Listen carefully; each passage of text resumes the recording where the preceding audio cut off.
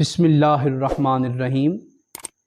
سوال پوچھا گیا ہے کہ حضرت سیدنا صدیق اکبر رضی اللہ تعالی عنہ کو غسل کس نے دیا تھا؟ جواب یہ ہے کہ جب امیر المؤمنین خلیفہ اول حضرت سیدنا ابو بکر صدیق رضی اللہ تعالی عنہ کا وصال ہوتا ہے تو آپ کو ان کی اہلیہ، ان کی بیوی حضرت اسماء غسل دیتی ہیں۔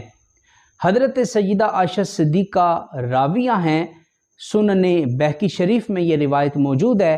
آپ کہتی ہیں کہ غسلتہ امرأتہ اسماء بنت امیس الاشجعیہ، کہ جب میرے والد گرامی حضرت ابو بکر صدیق کا انتقال ہوا تو آپ کو ان کی بیوی حضرت اسماء بنت امیس نے غسل دیا، اور اسی سے فقہا نے یہ مسئلہ مستنبط کیا ہے کہ جب شوہر کا انتقال ہو تو اس کی بیوی چاہے تو اپنے خاوند کو غسل دے سکتی ہے۔